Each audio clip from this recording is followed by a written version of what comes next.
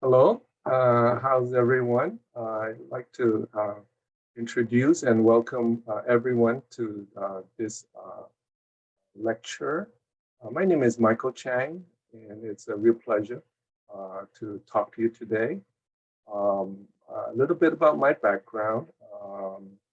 I had been teaching Asian American studies for over 30 years, and I started a nonprofit called Asian Pacific American Leadership Institute, and the website is apali.org.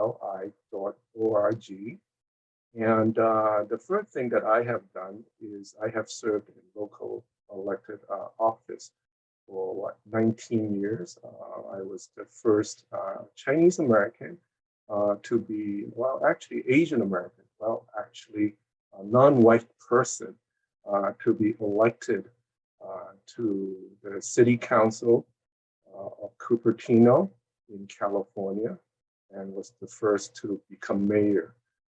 That was a while ago. That was, I got elected in 1995.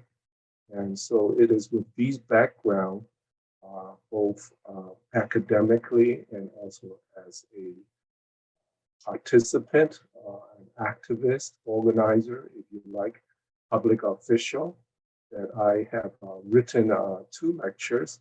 The first one is about the history of Asian Americans, and the second one is about contemporary Asian American activism.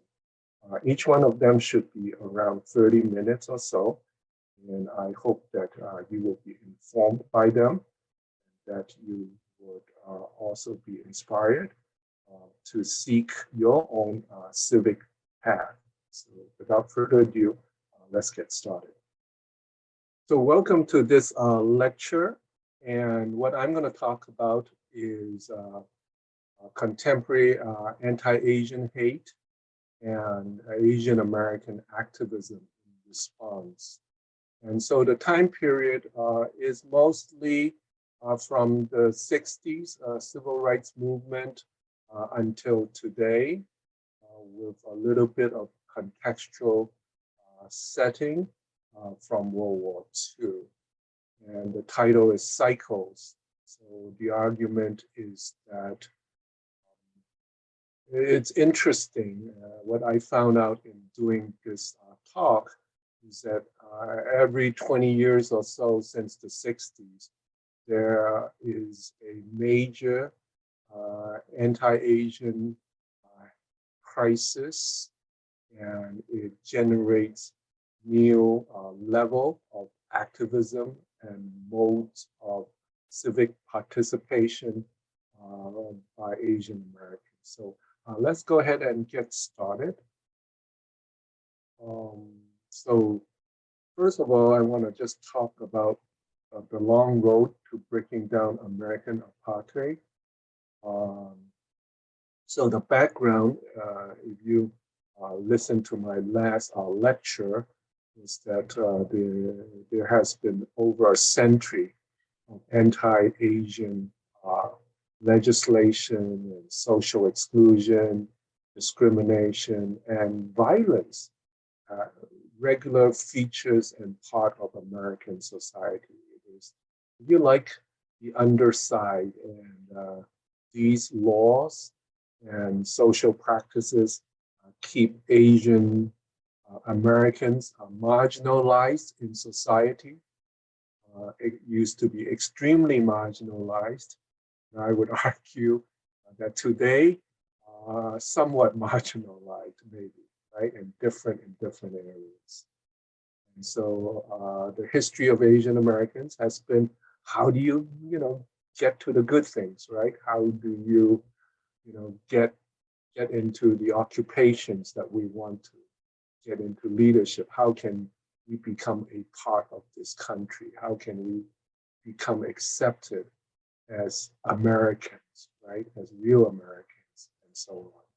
So, so the long road to breaking down American apartheid. So in 1943, this was during World War II, when China and the United States were allies, and Japan was the enemy.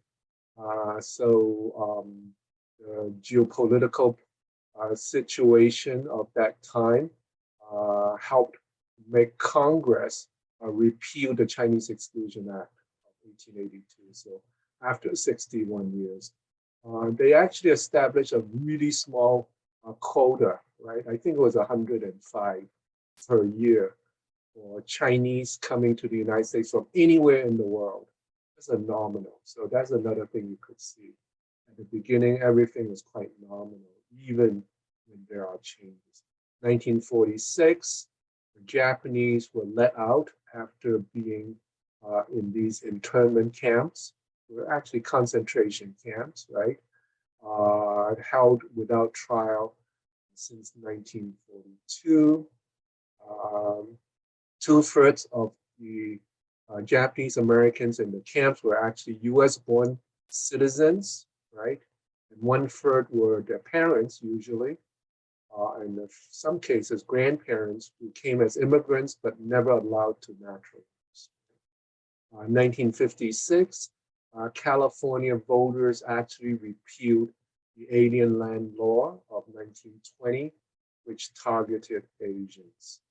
In 1961, President Kennedy issued an executive order and for the first time used the term affirmative action, right? And mandated that government contractors take affirmative action to ensure fairness, regardless of race, creed, color, or national origin. Okay, this was an internment camp. Yeah, some people like to say it was like summer camp, right? Look at this photo. Everybody seems to be smiling. Yeah. So, yeah, people were told to pose for the camera, right? It was really no fun. 4 years of jail, if you like. Okay, civil rights era and Asian American movement. Okay, so the background, the geopolitical background is the Vietnam War, right? Internationally and domestically, this was initiated a period of social upheaval and division in American society, which, as we might argue, have only gotten more intense, right? More divided in our society. 1964 was a landmark legislation by Congress that outlawed discrimination based on race, color, religion, national origin, right? So American society was very challenged by this landmark legislation, and old habits are very hard to change, right? Old cultural norms are very hard to change, right? And we're still feeling it 60, 70 years later, right? A companion piece was the 1965 Immigration Act, and which ended long-standing national quotas which favored European immigration. So I bet a lot of people listening to this lecture are Asian Americans, come from Asian American immigrant families. Minimally, you need to know that most of us benefited from this 1965 law to be able to come to the United States, such that Asian immigration really just expanded incredibly after the 65 Act was passed. Laws do have consequences. Arguably, legislation can be set up to destroy communities or to promote community, right? Okay, so this is the famous picture of President Johnson with Dr. Martin Luther King Jr. in the back signing the Civil Rights Act. Okay, 1968, famously, the Third World Student Strikes. Students, minority students, in those days, it was fashionable to call themselves third world students, right? Right. So the first world is the West. The second world would be the Soviet Union. Third world is all the kind of marginal leftover people, right, in the world, and a lot of minorities identified with the third world. And the strike was at San Francisco State University and UC Berkeley, and it was a successful strike, such that in 1969, UC Berkeley and San Francisco State University respectively established their first Asian American Studies program, which became part of their ethnic studies program, right?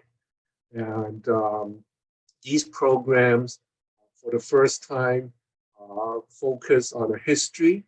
So in the case of Asian Americans, an Asian American centered history that look at the legislative discrimination and social exclusion that happened, right? And rediscovered those through research. It promoted a kind of Asian American identity consciousness that Asian Americans shouldn't just struggle for their own small Asian ethnic group, but that we share a common identity, right? We are all mistaken for looking alike in the US, right? And we have some commonality because of a common history of oppression. And so, so there was an argument for Pan-Asianism, and that became a real feature. And the idea that education is not just for, for getting good grades or even just having great ideas, but education should be combined with action, right? And through community organizing, or resisting the dominant society, and creating the conditions of liberation, right, from all the prejudice and oppression throughout the hundreds of years, right? So by the 2020s, there's at least a network of over 30 university Asian American Studies program in the United States.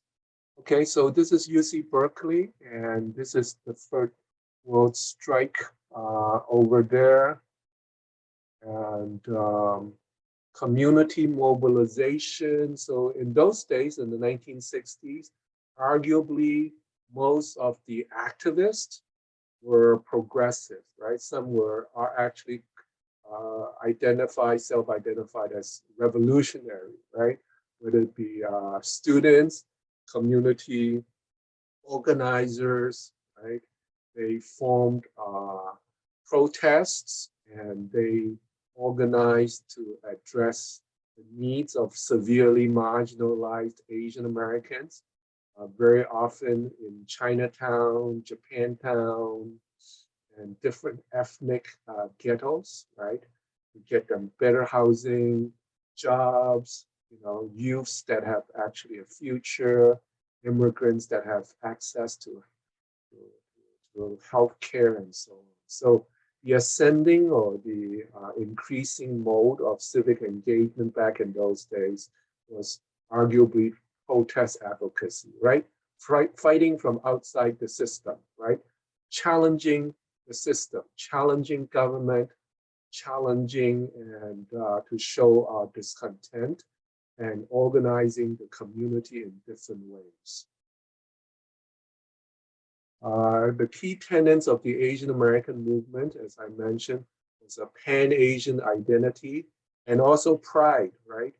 A lot of times, whether it be then and now, Asian Americans growing up in a lot of times majority settings are ashamed of their parents, ashamed of their background, and want to blend in and just be treated as another white person, right? But this Asian American movement turned it around and said that no, we can be proud of ourselves. awareness of a neglected history of oppression, all the stuff that had not been taught in high school or in college, whether it be US history, government, there's very few Asians ever talked about when we have a very rich history, especially in the American West, right? And then there was a belief that common people can gather and through creativity and perseverance, uh, improve the conditions for themselves and their community, right? And there was focus on advocacy for equality and addressing real community needs that were present. Okay, so these were the kind of protest advocacy, standing up by ourselves and often in coalition with other minorities, other folks that have been oppressed in American society, to fight for changes. Very much led by young people. And I would argue mostly, I don't know, lower socioeconomic class, right? Especially San Francisco State, a lot of first generation immigrants could feel it the most. And so they were very much leaders.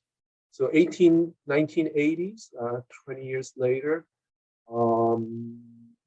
this was the time when Japan's economy was ascendant in the world, right? Just as the United States is arguing, China is taking over the world. Well, guess what? In the 1980s, the argument was that Japan was taking over the world. That caused a lot of alarm in the United States. And there was the famous case of the killing of Vincent Chin, which actually galvanized a lot of activism for Asian Americans. So Vincent Chin was probably in his 20s, right?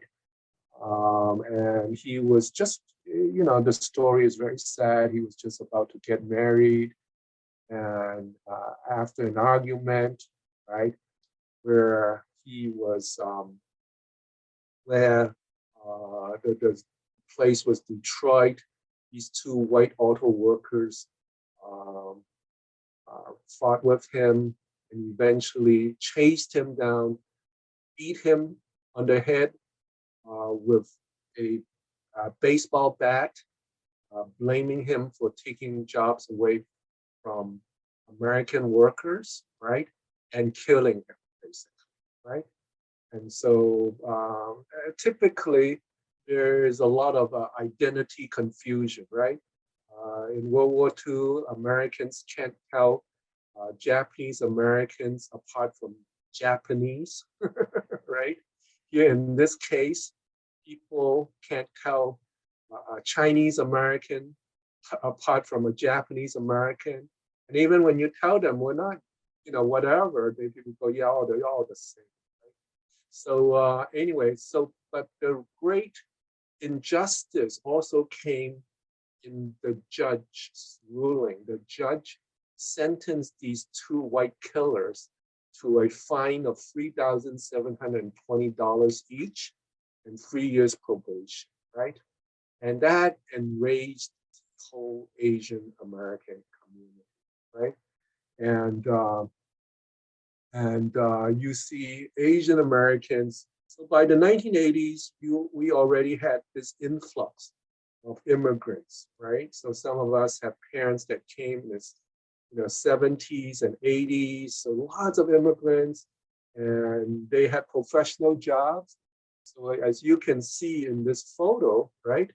These guys are in suits and ties. They look very middle class. So this was something that was interesting in the Justice for Vincent Chin movement, right? It was joined by a lot of middle-class professionals, right? Much more moderate in their views, right? But they could relate. We said, hey, this Vincent Chin, I think he was like an engineering draftsman, right? It could have been me.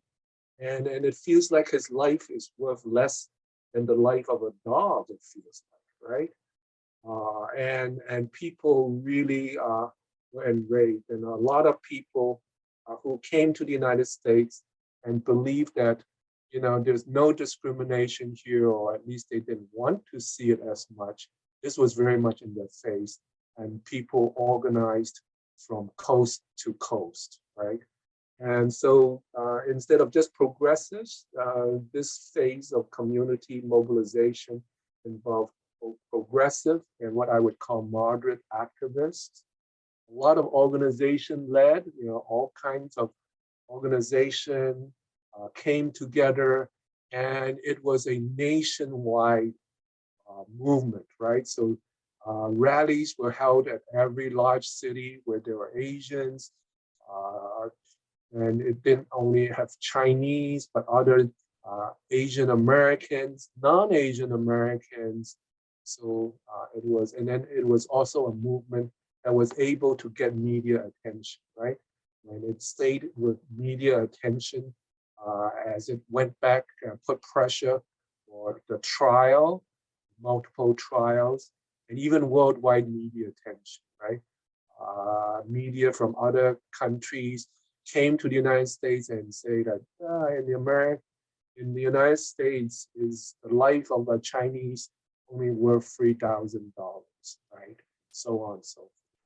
So the ascending mode of civic engagement was besides protesting, there was media advocacy, there was a proliferation of 501c3 nonprofit organizations during this period, organizing Asian Americans. One thing that came out of this period that's especially important is the 1988 Civil Liberties Act. And by this time, there were a number of Asian Americans elected to Congress, very, very few. Norman Mineta was one of them. And they spearheaded a 10-year campaign to seek redress and reparation for the 100,000 Japanese Americans who were interned during World War II, right? So the legislation offered an apology and a small amount, 20,000 for each surviving victim. But it was amazing because this is a successful reparations campaign spearheaded by a group that's less than 0.5% of the US population, right? And it's inspired even today's African, American, Black, right, reparations movement because of that. So Asian Americans were learning how to not only protest from the outside, but work from the inside, right? Use government to their benefit. So this is a great early example. And here's President Reagan, surrounded by mostly Japanese American, right, legislators. The other Asian American legislators were not quite elected. There were a few, but at that early period, right? And so this was an important time and inspired a lot of Asian Americans that we can use the system. Okay, 2000s, return to anti-China policies and the Wen-Ho-Lee espionage allegation, right? So around the 2000s, so just to backtrack a little bit, in the 1972, Nixon made his trip to China, as you might know, right? And China and the United States became friends, so to speak, after being bitter enemies, right? And the United States opened up, and Chinese students came to the United States, and we started to trade with China a lot. And so by the 2000, China was too good a student, if you like, right? Becoming too strong. And the United States was began to feel really threatened by China, both economically, and began to reframe China from an economic partner to a strategic competitor, at least, right? If not an enemy, right? So we really debated. And there are some Americans that said, no, we should see them as a perceived enemy. Others, especially the Biden administration right now, say, no, they're a strategic competitor, not quite an enemy yet. But yeah, getting there, quite, right? So in 1999, there was the case of Wenho Lee, who was working Los Alamos, right, on these government, military scientists, right. He was put into a very brutal 278-day solitary confinement without bail, right, and the case just collapsed. The judge asked for evidence, right? This is America. You just don't put somebody away and just say that you think he's a spy, so he's a spy. And the government just dropped the case and then just plea bargain for one count of mishandling restricted data, a count that arguably everybody, right, would be, would commit, right? Oh, so here's a photo. So the government dropped 58 or 59 charges it brought against it. Just all of a sudden, right? After like 2-3 years, right? How many days, right? So anyway, so in the release of Wenho Lee, you can go online and read Judge Parker's apology, right? And here I quote just a little bit. I find it most perplexing, although appropriate, that the executive branch today has suddenly agreed to your release without any significant conditions or restrictions whatsoever on your activities. I sincerely apologize to you, Dr. Lee, for the unfair manner you were held in custody by the executive branch. So this is what we see more and more, right?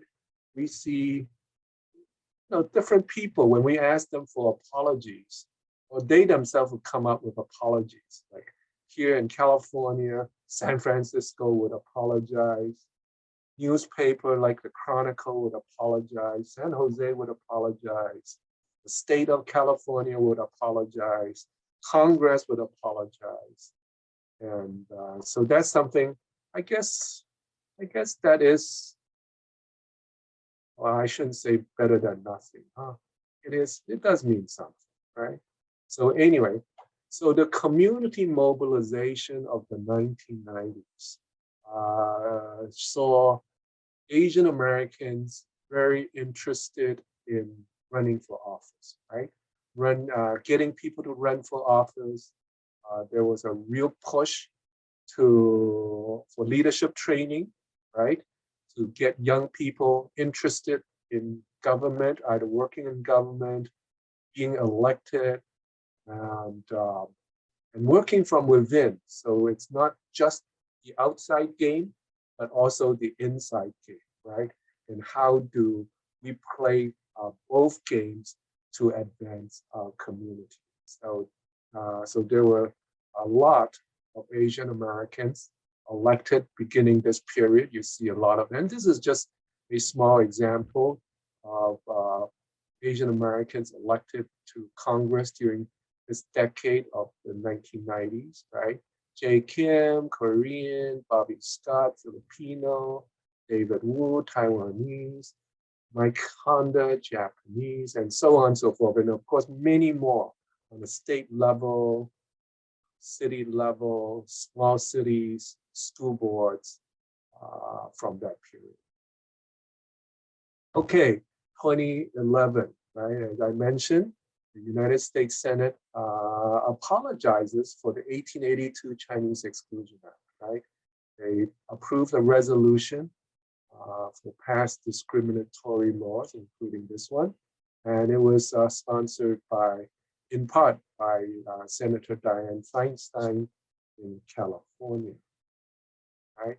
Okay, let's move to the current period, the 2020s, and everyone is familiar with this period, with the Trump administration and his anti-China policies, and the resurgence of anti-Asian hate on a national scale that I don't think none of us have seen in our lifetime, right?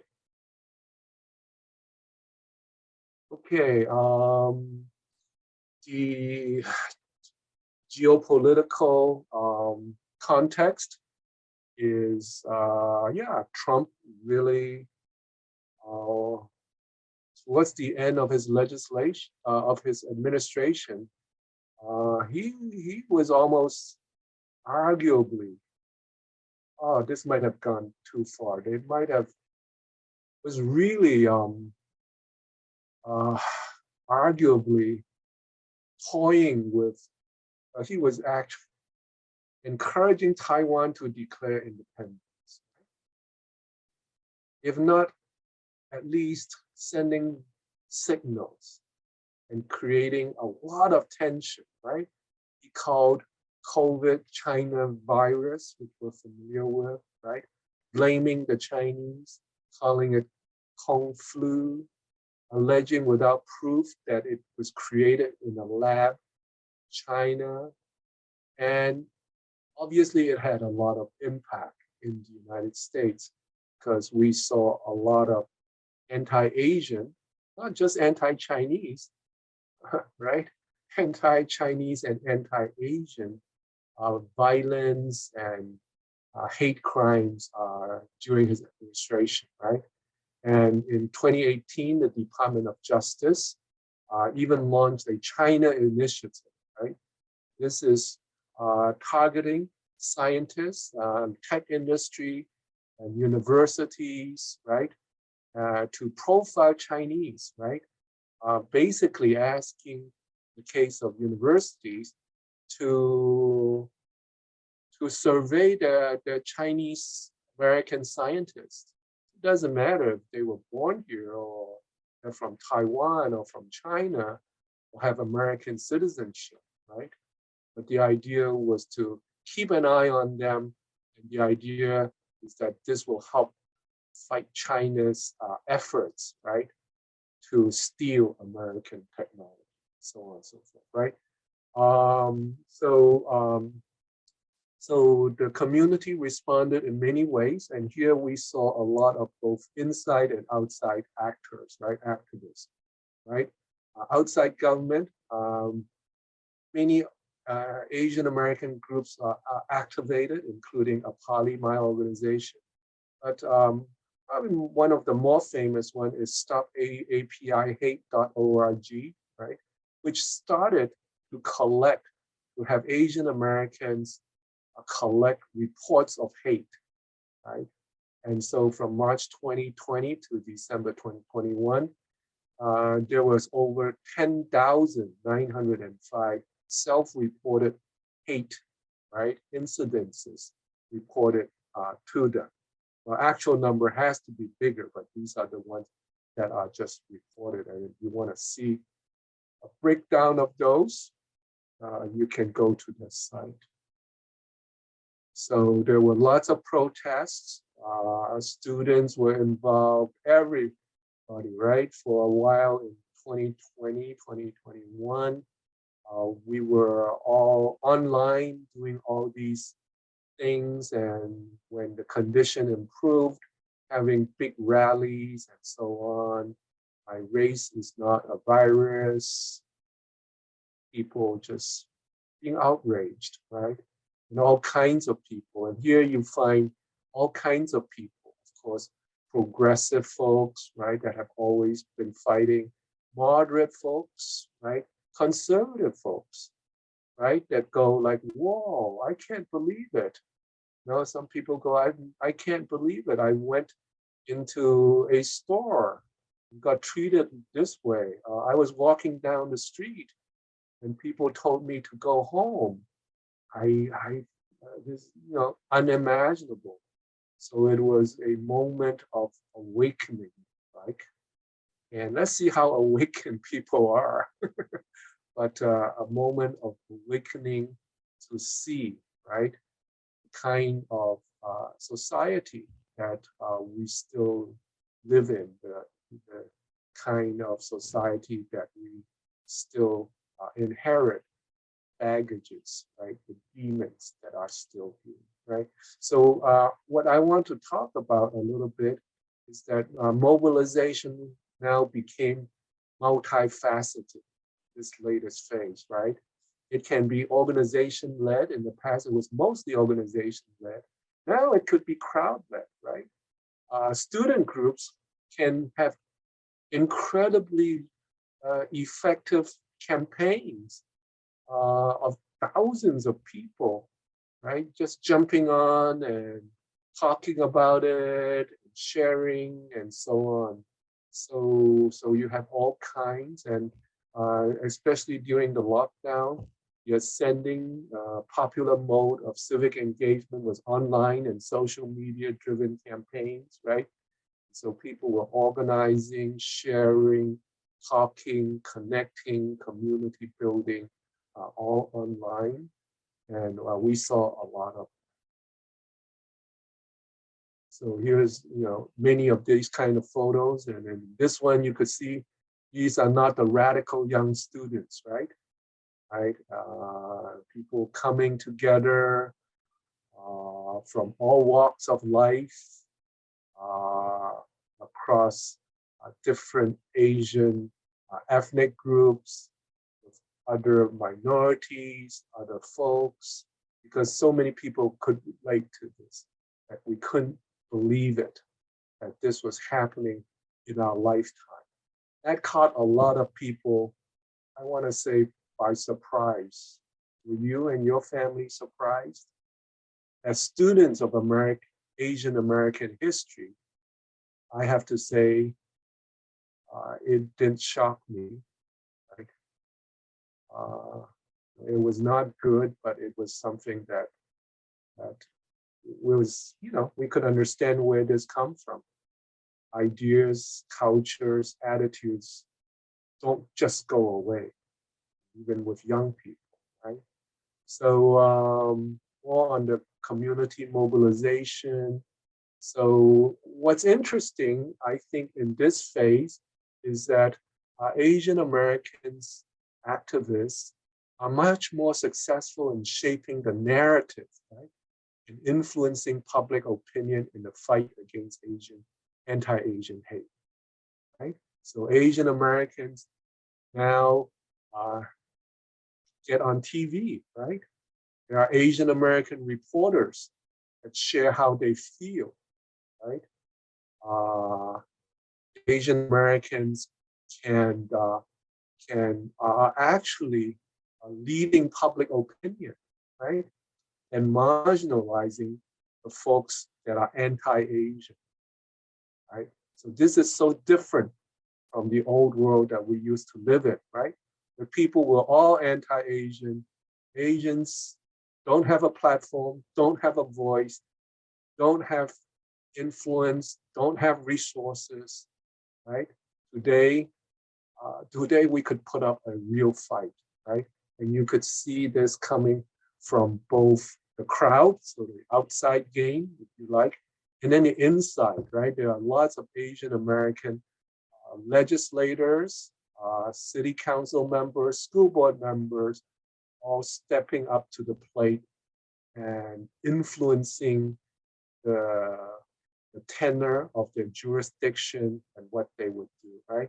There were uses of much more sophisticated tools, innovative responses, and ways to engage the crowd, right? We leverage online platforms, social media for organizing, using our networks, technical, fundraising. We use legislature, law enforcement, right? And so there was a lot of formation of new groups, organizations, and even foundations, right? For instance, one foundation famously called TAF, the Asian American Foundation.